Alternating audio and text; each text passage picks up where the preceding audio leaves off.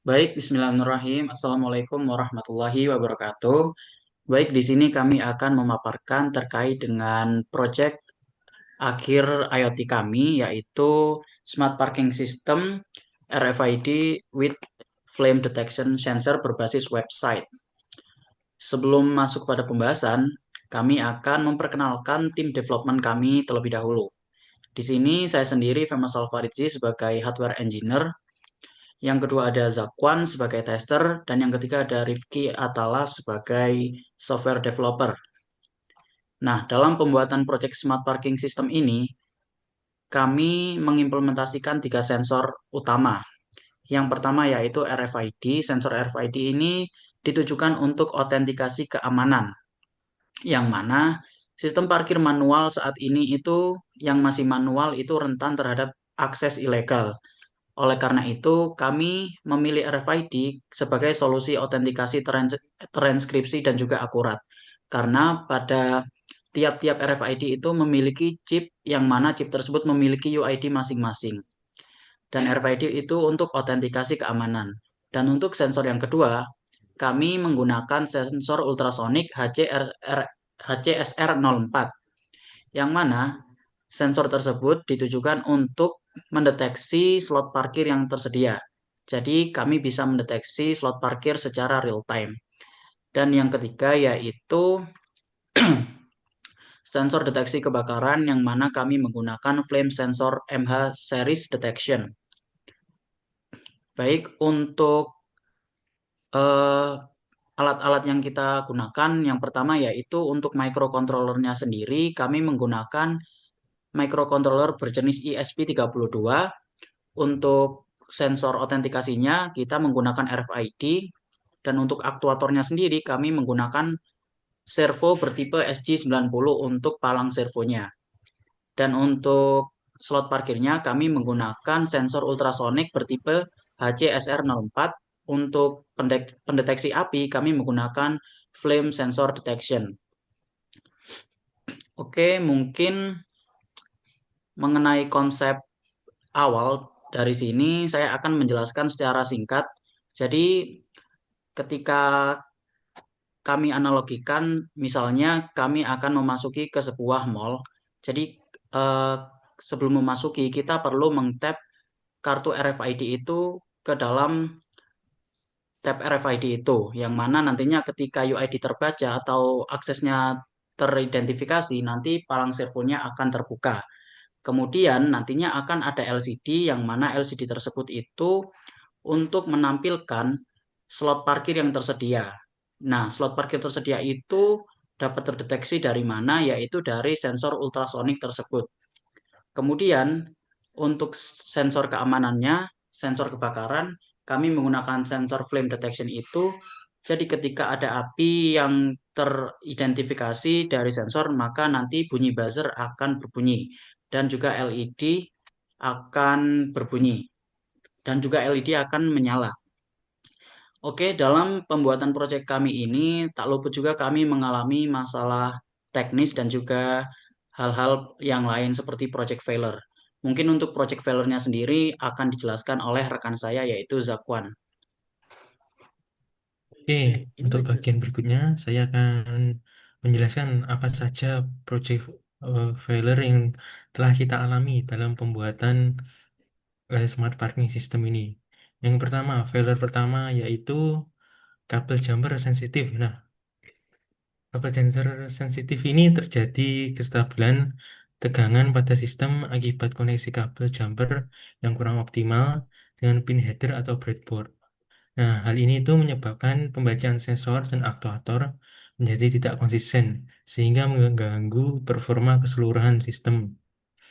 Terus, koneksi yang longgar berpotensi menimbulkan voltage drop atau intermittent connection, sehingga eh, menyebabkan komponen elektronik tidak berfungsi sesuai ekspektasi. Terus, berikutnya, failure yang kedua, yaitu keterbatasan koneksi Wi-Fi. Nah, keterbatasan koneksi Wi-Fi ini menyebabkan sensornya gagal mengirimkan data. Berikutnya, yang ketiga, failure-nya yaitu aplikasi Ngrok disconnect, ngrok disconnect. Nah, disconnect ini menyebabkan kendala teknis terkait ketidakstabilan koneksi pada layanan ngrok yang digunakan sebagai tunneling API. Seringnya terjadi disconnect menyebabkan API tidak dapat terhubung secara konsisten, sehingga mengganggu proses integrasi dan testing.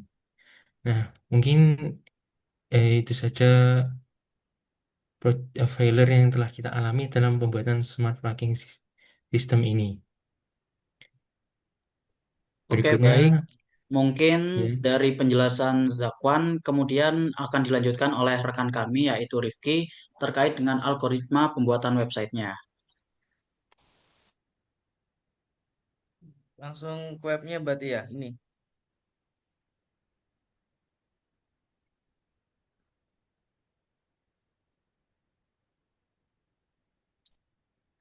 Jadi eh, sistem dari webnya itu seperti ini.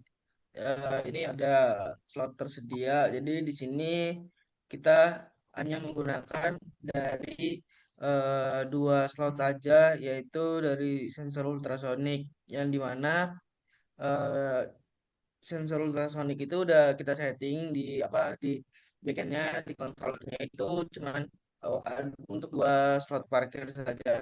Setelah itu nanti kalau misalnya ada kebakaran, nanti itu di sini save-nya itu berganti jadi Dinger. Dan di sini nanti RFID sistem aktif yang dimana kalau misalnya ada kartu yang terdaftar berarti RFID tersebut aktif.